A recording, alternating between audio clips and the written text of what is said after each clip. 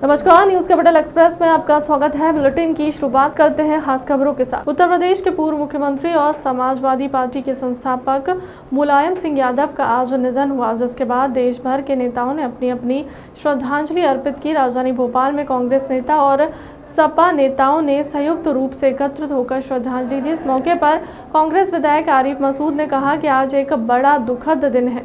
नेता के साथ मेरे अनुभव और कार्यकर्ताओं के साथ रहता था। देश के लिए एक बड़ी क्षति हुई है। वहीं सपा के प्रदेश मुखिया महासचिव मनोज ने यादव कहा कि नेताजी सुभाष चंद्र बोस के बाद मुलायम सिंह यादव का नाम नेताजी पड़ा। हमारा बचपन से ही नेताजी से लगाव रहा है। वो हमेशा परिवार और उसकी आर्थिक स्थिति के बारे में पूछते थे। वो किसी भी पद पर रहे, करोड़ों के दिल पर राज करते किया।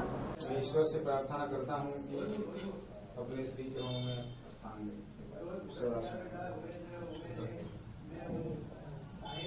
समाजवादी पार्टी के जिलाध्यक्ष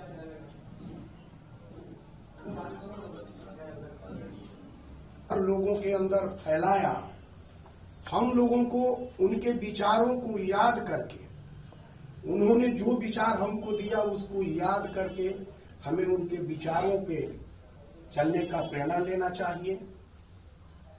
और बहुत सारी बातों को नहीं कहते हुए मेरा मन और पीड़ा हो रहा है। मैं उनके चरणों में जिलाध्यक्ष रहे चौधरी वाहिद अली जी हमारे बीच में मौजूद हैं। कांग्रेस के अल्पसंख्यक प्रकोष्ठ के आप जिलाध्यक्ष भी हैं। बड़े सम्मानीय नेताजी इसमें विचार करते आज बहुत दुख की घड़ी है। तो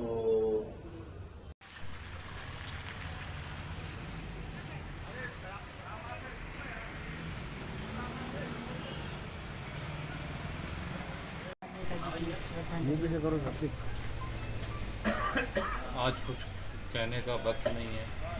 हमारे जो नेताजी थे उनका जो नेताजी नाम पड़ा है, श्री सुभाष चंद्र बोस जी के बाद नेताजी का नाम नेताजी पड़ा है और हर व्यक्ति उन्हें नेताजी कहता है।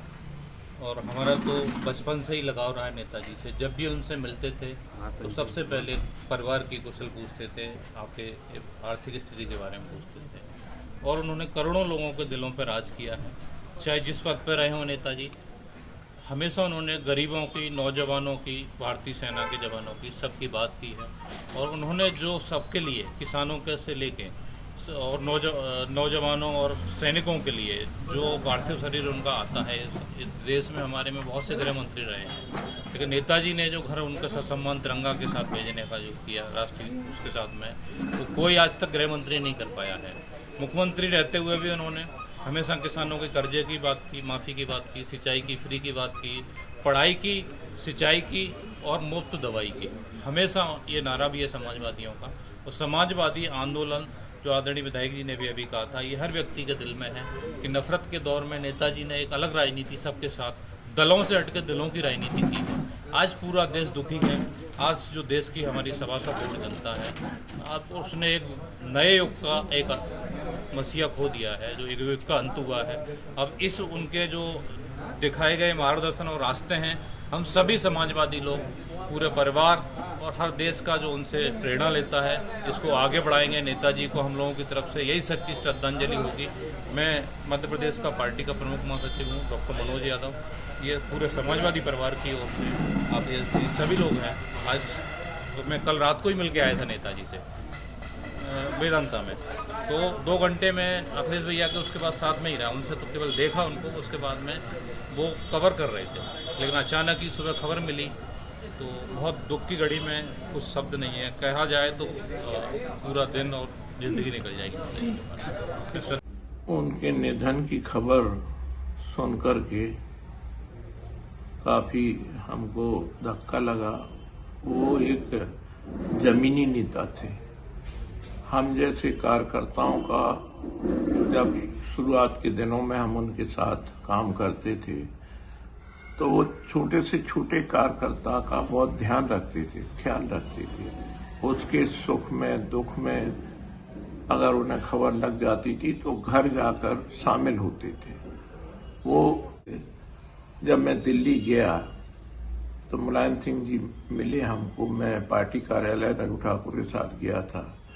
मैं बाहर खड़ा था, रघु भाई अंदर गए थे, लेकिन मुलायम सिंह जी आए। जैसे हमने उन्हें नमस्कार किया, उन्होंने पूछा क्या हुआ, तो हमने कहा कुछ नहीं हुआ। तो बोले चुनाव लड़ना है ना, मैंने कहा लड़ना है। वो अंदर गए, 1-2 मिनट में लाके उन्होंने ब्लैंक हमको सिंबल दे दिया। उसके बाद उन्होंने कहा कि मैं आऊंगा, पूरी ताकत से लड़ना। वो आए भिंड, पहले एक बार आए तो भिंड शहर में सभा हुई। हमने उनसे निवेदन किया कि हम चाहते थे एक सभा आपकी उमरी और हो जाए देहात क्षेत्र में। उन्होंने तुरंत स्वीकार किया, बोले आना है। और दोबारा से फिर वो आए, वो आकर सभा ली और बड़े अच्छे तरीके से उन्होंने वोट मांगा। कहा आप सब लोग ये समझ लीजिए कि आप लोग हमें नजर देते हैं तो हमको वोट के रूप में राम लखन को वोट दे दें, यही हमारे लिए नजर है। और इन आप सबके लिए मैं मुख्यमंत्री हूँ, जबकि कोई संबंध नहीं था उत्तर प्रदेश के मुख्यमंत्री थे। लेकिन उन्होंने कहा आपके सारे काम मैं करूंगा। ये उनकी सहजता थी, सरलता थी। मध्य प्रदेश के ऐतिहासिक दिन है। पीएम मोदी कल महाकाल लोक के लोकार्पण के लिए आ रहे हैं। बीजेपी के सभी कार्यकर्ता पलक पवाड़े बिछाए उनके स्वागत के लिए जुटे हैं। कल घर घर दीप जलाकर दीप उत्सव मनाया गया। 1070 मंडलों में प्रत्येक बूथ पर कार्यकर्ता सक्रिय होकर शिवालयों पर कार्यक्रम करेंगे। सभी लाइव प्रसारण सभी देख सकेंगे। LED स्क्रीन लगाकर प्रसारण दिखाया जाएगा। मंदिरों में दीप उत्सव होगा। घर घर अंदर उत्साह है। मध्य प्रदेश के NRI को कल NRI सेल ने दुनिया भर के देशों को जोड़ने का प्रयास किया। 40 देशों में NRI जुड़े थे। 50 देशों का टारगेट था। हमारे लिए गौरव का क्षण है। PM महाकाल लोक का लोकार्पण करें। NRI सेल कल 50 देशों के लोगों को जोड़ेंगे। वहां मंदिरों पर रोशनी करके दीप उत्सव मनाएंगे। मुस्लिम देशों में रहने वाले लोग जुड़ेंगे। कमलनाथ के बयान पर कहा, यहाँ न झूठ चलता है न भटकता है। महाकाल की कृपा से शिवराज की सरकार के नेतृत्व महाकाल लोक का लोकार्पण हो रहा है। कमलनाथ को कल के लोकार्पण के लिए आमंत्रण देता हूं, मैं खुद साक्षी बने। कल्पना नहीं होगी कि उनके मन के अंदर कितना इस बात को लेकर के उत्साह और आनंद है।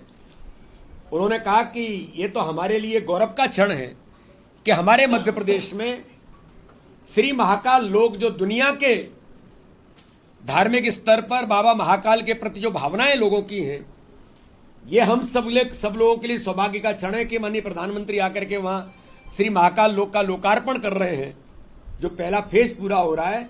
और आज हम 11 तारीख को जुड़ेंगे तो हमारा NRI सेल व्यवस्था करके सीधे उन सब लोगों को, 40 देशों के लोग जुड़े थे, 50 देशों के लोगों को हम प्रयास कर रहे हैं कि 50 देशों के लोग जो मध्य प्रदेश के निवासी हैं और उन देशों में NRI के तौर पर रहते हैं, उनको सीधे लाइव प्रसारण माननीय प्रधानमंत्री जी के द्वारा श्री महाकाल लोक के लोकार्पण जो होगा उसका सीधा लाइव देखेंगे।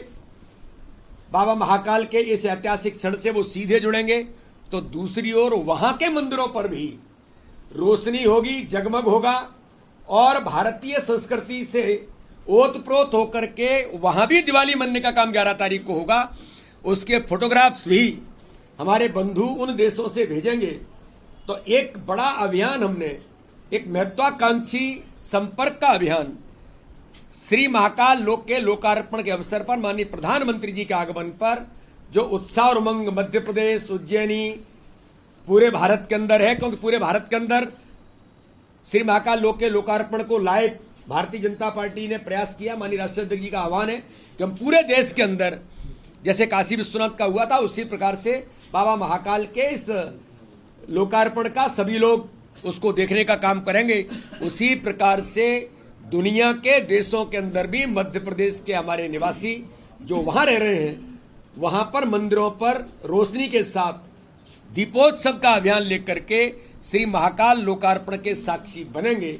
ये हम सब लोगों के लिए गौरव की बात है कि नया प्रयास भारतीय जनता पार्टी के NRI सेल ने किया है और इसके श्री महाकाल लोक के लोकार्पण पर लाइव प्रसारण हर मध्य प्रदेश का नागरिक और भाजपा का कार्यकर्ता साक्षी बने।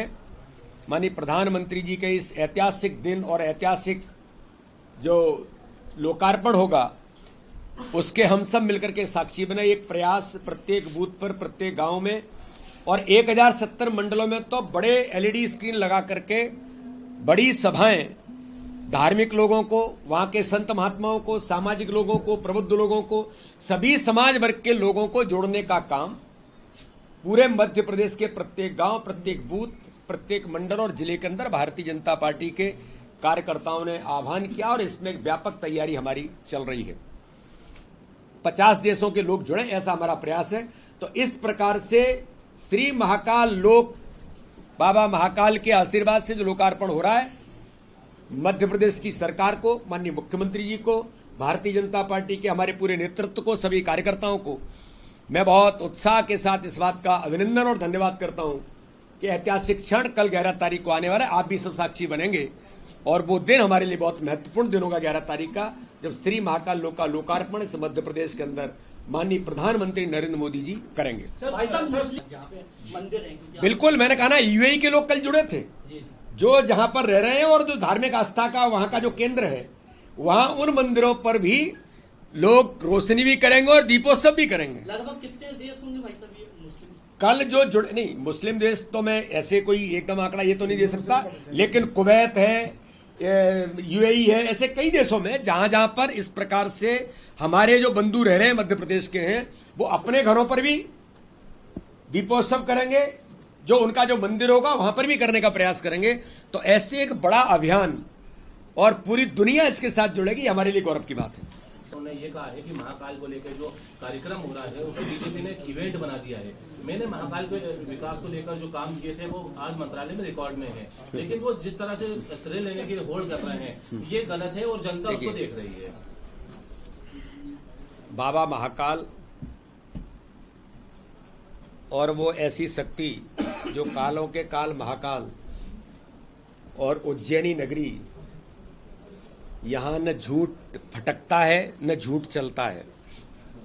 और हम जैसे लोग भी, माननीय मुख्यमंत्री जी ने कहा कल, हम निमित्त हो सकते हैं, भारतीय जनता पार्टी निमित्त हो सकती है। अरे ये तो बाबा महाकाल की कृपा है कि भारतीय जनता पार्टी की सरकार, माननीय मुख्यमंत्री शिवराज सिंह चौहान के नेतृत्व में श्री महाकाल लोक का लोकार्पण हो रहा है।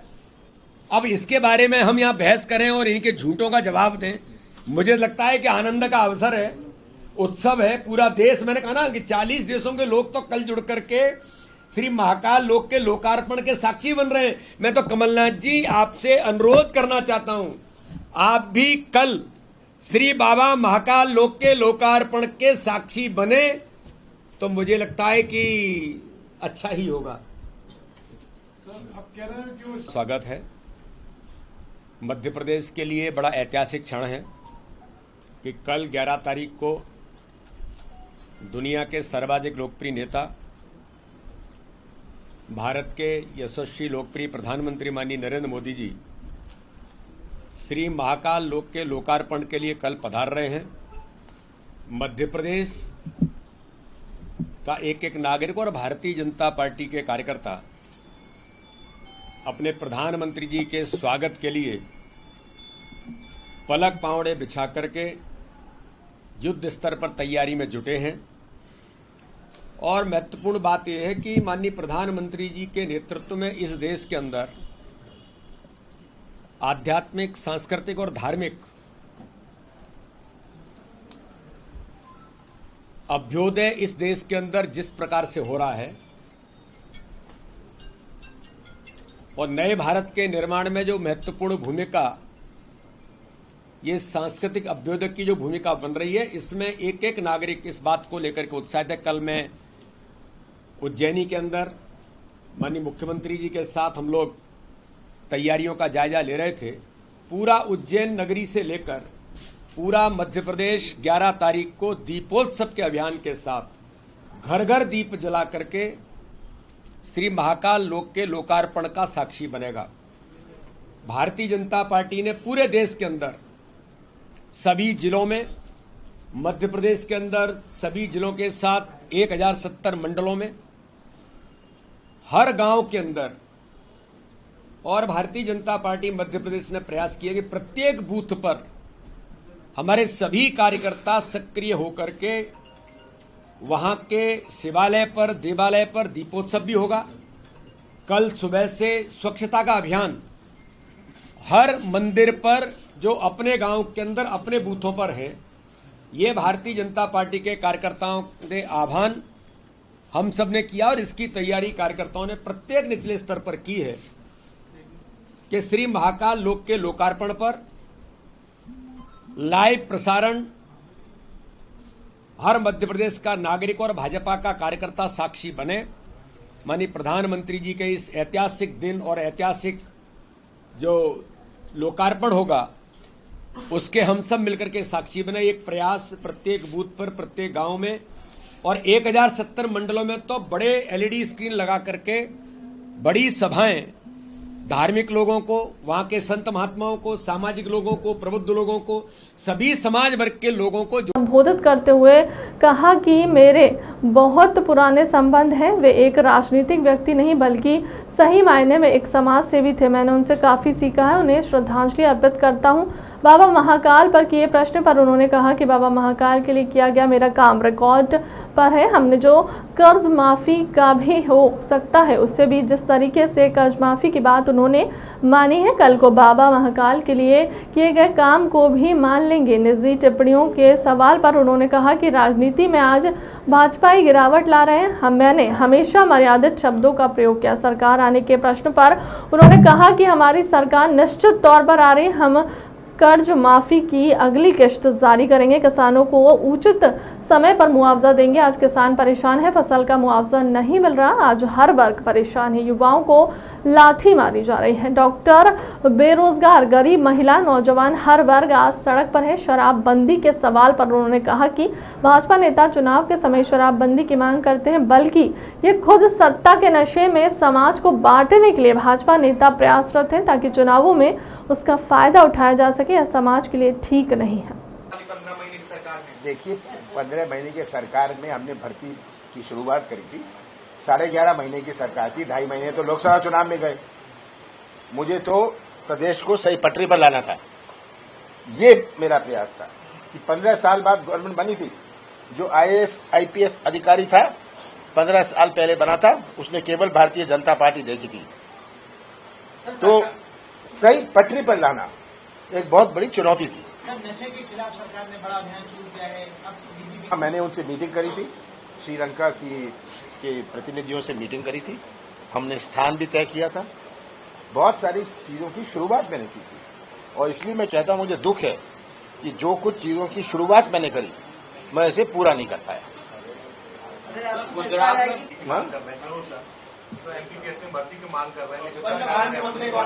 हर वर्ग परेशान है।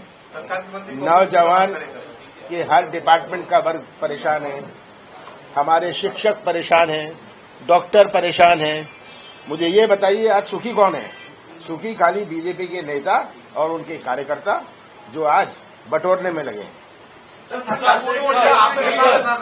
देखिए, ये गलत शब्दों का, इस प्रकार के शब्दों का उपयोग करना राजनीति में, इससे राजनीति में गिरावट आती है।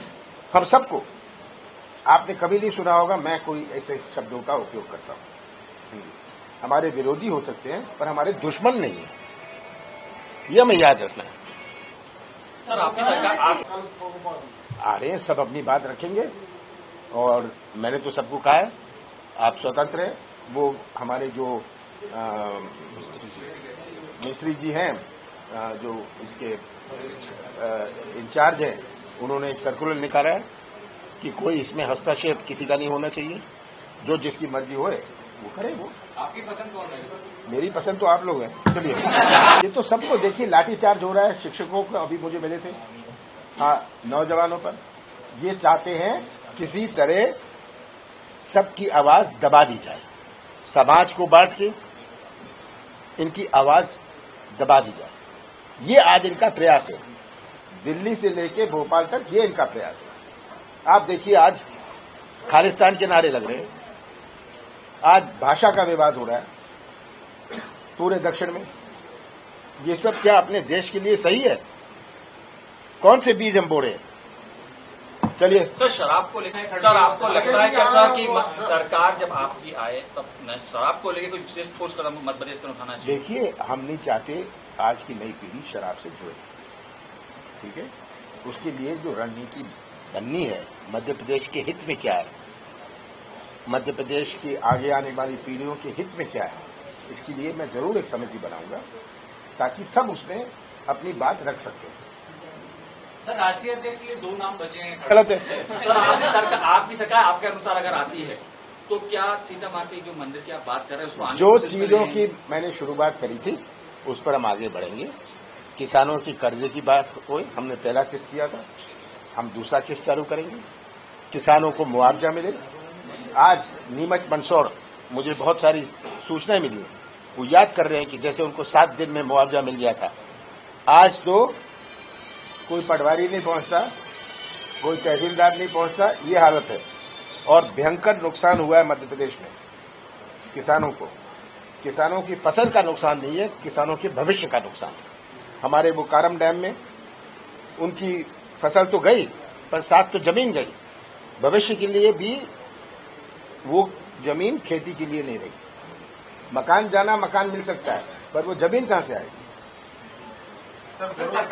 जिले में हुई अति वर्षा के कारण नष्ट हुई फसलों को लेकर आज कांग्रेस विधायक बाबू जंडेल ने शाहपुर सवाई माधोपुर स्टेट हाईवे पर दंतुरदा कला पर चक्का जाम कर दिया। विधायक ने कहा कि हमारे किसानों को सर्वे करवाकर उचित मुआवजा दिए जाए और किसानों के बिजली बिल माफ, केसीसी और अन्य कर्ज माफ किए जाएं। अगर 3 दिन में प्रशासन ने हमारी मांगों को नहीं माना तो मैं बड़ा आंदोलन करने पर विवश हो जाऊंगा। मौके पर पहुंचे तहसीलदार राघवेंद्र कुशवाहा को ज्ञापन देकर उन्होंने चक्का जाम हटाया और भाजपा पर जमकर निशाना साधा। और प्रशासन से निवेदन कर रहा हूँ कि हमारे किसानों का जो बिजली बिल है वो माफ किया जाए, हमारी केसीसी है वो माफ किया जाए। जो किसानों का खाद बीज जो खत्म हुआ उसको खाद बीज, रसायन और बीज दिया जाए। और ये पहले भी जो सर्वे हुआ था उसमें मुख्यमंत्री और प्रशासक, कृषि मंत्री तोमर जी सब झूठ बोला और किसानों को कोई राहत राशि नहीं मिली, नहीं यहाँ कोई आवास मिला है। इसके लिए मेरी यात्रा 30 दिन की यात्रा है, 550 किलोमीटर की। इसके बाद में अगर प्रशासक ने नहीं सुनी या सरकार ने नहीं सुनी तो मैं जनता के लिए दोपहर में बहुत बड़ा आंदोलन करूँगा और मुख्यमंत्री का बंगला में भोपाल जाकर। जबलपुर के रांची पुलिस ने व्हीकल स्टेट से महेंद्र खरे नामक युवक को पकड़े गए युवक के पास से 93 नग इंजेक्शन पकड़े गए। थाना प्रभारी सहदेव साहू ने बताया कि इंजेक्शन को आरोपी युवक नशे के रूप में इस्तेमाल करता है और छोटे बच्चों को बेचता है। पुलिस को लंबे समय से व्हीकल स्टेट में नशीले इंजेक्शन बेचने की सूचना मिल रही थी। पुलिस को जैसे ही सूचना मिली, व्हीकल स्टेट के पास महेंद्र खरे नाम का युवक खड़ा है जो नशे के इंजेक्शन को बेचने की फिराक में है। पुलिस ने सूचना मिलते ही आरोपी महेंद्र कोरी को गिरफ्तार किया और उसके पास से 93 नग इंजेक्शन के बरामद किए। पुलिस आरोपी की और भी पूछताछ कर रही है। आपको बता दें कि इंजेक्शन का इस्तेमाल करने के बाद युवकों को तेज नशा आता है। नशा आने के बाद युवक आपराधिक गतिविधियों को अंजाम देते हैं।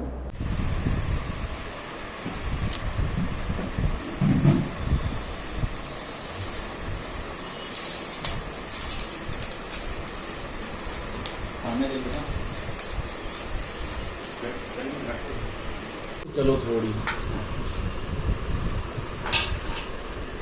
खराब हो गया तो मैं यहाँ की रह पा रही ना वहाँ पर रह पा रही हूँ। वही ना शुरू से तो नवा कहना मान होते बाइक की जाए साथ हैं। हाँ बोले मैं दूंगा बाइक। जी सर, मैं चलिए बता रहे थे।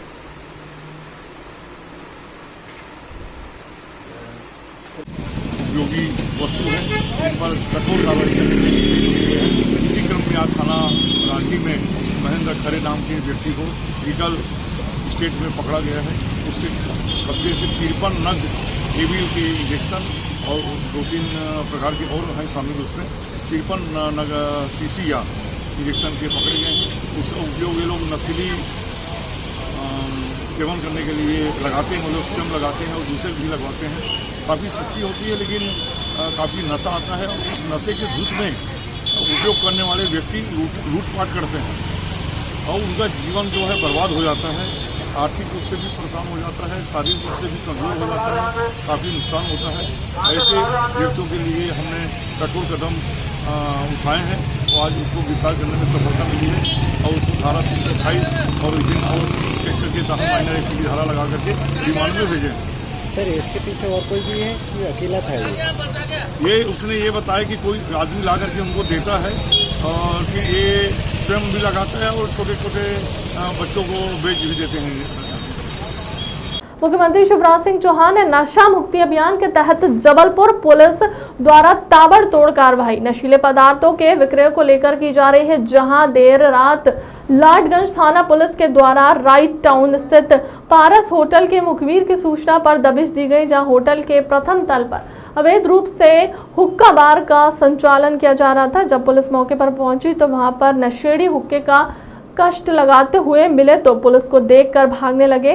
वहीं पूरे मामले में पुलिस ने पारस होटल के मैनेजर समेत 2 आरोपियों को पूरे मामले में गिरफ्तार किया। वहीं भारी मात्रा में फ्लेवर तंबाकू और 4 हुक्का सेट और अन्य सामग्री जब्त किए। 2 आरोपियों में से एक आरोपी मुकेश तिवारी जो कि होटल का मैनेजर है, उसे गिरफ्तार किया। वहीं अन्य व्यक्ति भीष्म वंचकार को भी पुलिस ने मामले में गिरफ्तार किया। वहीं आरोपियों के विरुद्ध विभिन्न धाराओं में मामला दर्ज किया गया है। पारस होटल में हुक्का बच्चों को पिलाने की सूचना प्राप्त हुई थी, जिस पर दौरान भ्रमण एवं जुर्म जराम पतासाजी हेतु मैं फील्ड में निकला था। के दौरान मुखबिर द्वारा सूचना प्राप्त हुई कि पारस होटल में हुक्का का नशा कराया जा रहा है, जो जाकर के हमरा स्टाफ की तस्दीक की गई, जहां काफ़ी लड़के हुक्का बार पी रहे थे, जो पुलिस को देखकर भाग गए। वहां उपस्थित मैनेजर एवं एक कर्मचारी मिला, जिससे हुक्का का नशा कराने के लाइसेंस के संबंध में पूछताछ की गई, जो कोई दस्तावेज पेश नहीं किया, जिसके विरुद्ध अपराध पाया जाने से अपराध पंजीबद्ध कर बेचना में लिया गया। कितना इसमें ये हुक्का बार पकड़ा गया? 4 हुक्का है एवं उसके पाइप हैं एवं उसमें इस्तेमाल करने की सामग्रियां सब जब्त की गई है। मुताबिक जब्ती पत्र के वैधानिक कार्रवाई की गई। कितना नशीला पदार्थ है? काफ़ी मात्रा में है, अब उसका अवलोकन किया जा रहा है विवेचना मिलने का। आपका नाम? उप निरीक्षक इंजन सिंह स्कूल। लड़की होशियार लग रही है, उससे जब बात तो बड़ी भयानक एटीट्यूड में बात करती है। बोले मेरे साथ तो कई लोग आ सकते हैं, इस टाइप की बात करती है लड़की। हाँ चुपचाप सिविल में तू भी जा।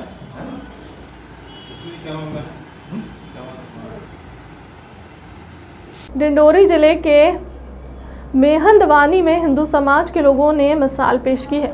ईद मिलाद उन नबी के अवसर पर हिंदू मुस्लिम कौमी एकता देखने को मिला है। दरअसल सार्वजनिक हुर्गा उत्सव समिति के सदस्यों ने मुस्लिम भाइयों का इस्तकबाल किया। जश्न ईद मिलाद उन नबी के मौके पर आज सुबह जब मुस्लिम मस्जिद में रैली निकाली गई तो नगर भ्रमण के दौरान सार्वजनिक दुर्गा मंच के पास पहुंची। यहाँ हमें एक अलग ही नज़ारा देखने को मिला। यहाँ हिंदू मुस्लिम एकता की मिसाल पेश करते हुए रैली का हिंदू समाज के लोगों के द्वारा दुर्गा मंच में जोरदार स्वागत किया। आपको बता दें कि हिंदू और मुस्लिम समाज के त्योहारों को सब मिलजुल कर मनाते हैं और यह सिलसिला वर्षों से चला रहा है।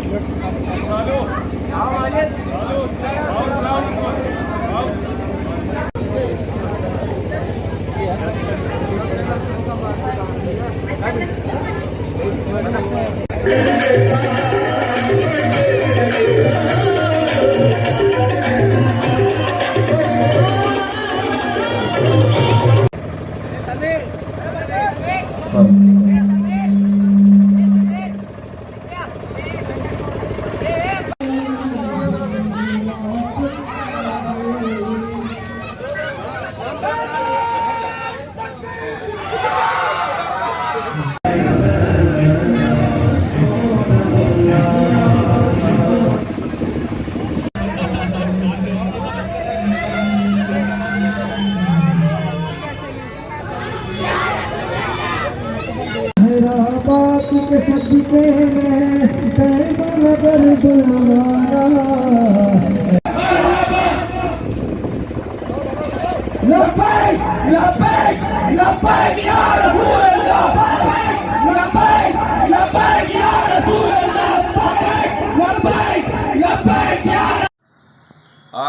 डिंडोरी जिला के मेहंदवानी में मिलादुन नबी का त्यौहार जो हिंदू मुस्लिम भाईचारा एकता का परिचय दिया है, ये बहुत समय से चला आ रहा है और ये कौमी एकता का एक पैगाम है कि हिंदू मुस्लिम जो एक साथ मिलादुन नबी को मनाते हैं।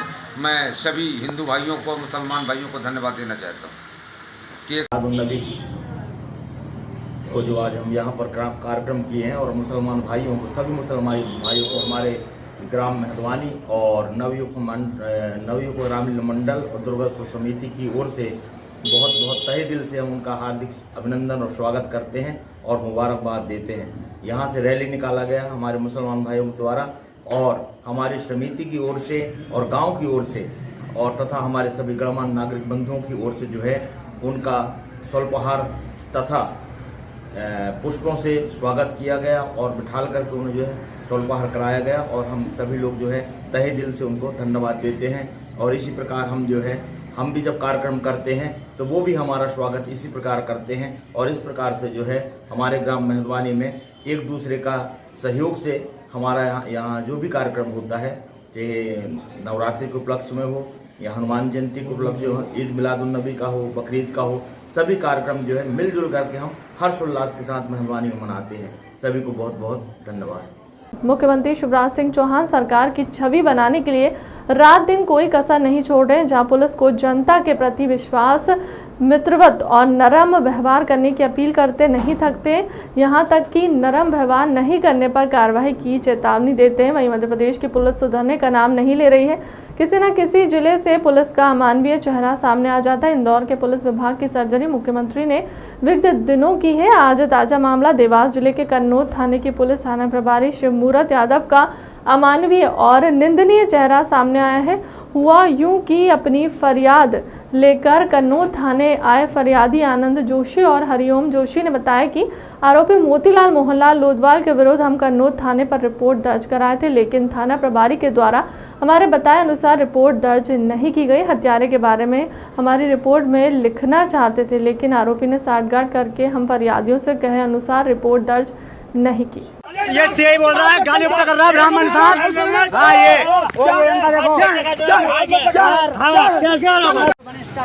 चाय पी रहे सब बैठ के उसको मुझे में बाहर कुर्सी बिठाकर तो शासन बोलते हो कैसा है। आखिर तो मरगा ब्राह्मण के लिए है ही नहीं आते बोले ना सर, कैसे बोल सकता है, उसको चुनाव लड़ना आने वाले समय। और ये मुझे मारने दौड़ा, मेरा मोबाइल छुड़ाने दौड़ा, मैं आपको वीडियो सेंड करता हूँ, आप खुद वीडियो देखिए।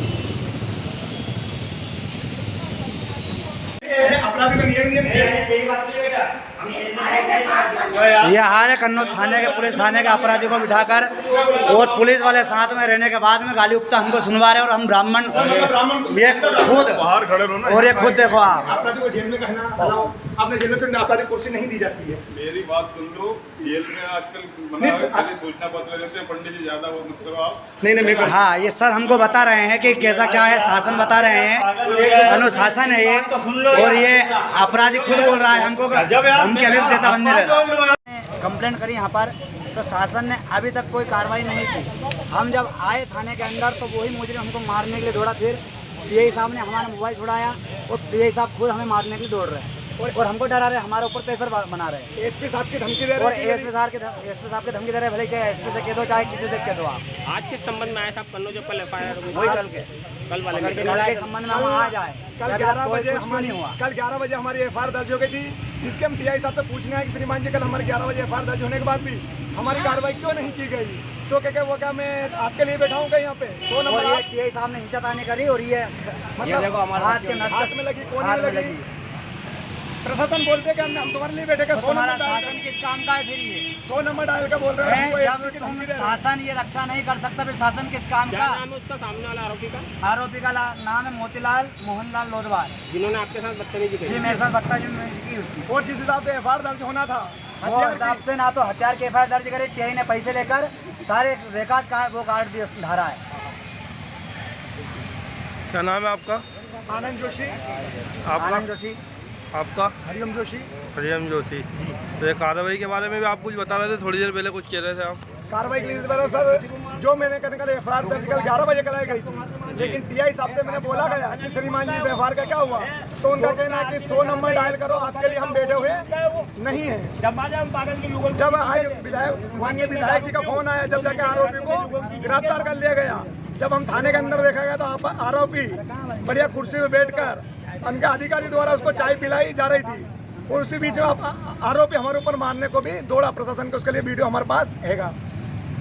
फिलहाल के लिए अब तक की खबरों में इतना ही। देश दुनिया की तमाम बड़ी खबरों के लिए बने रहे हमारे चैनल के साथ। नमस्कार।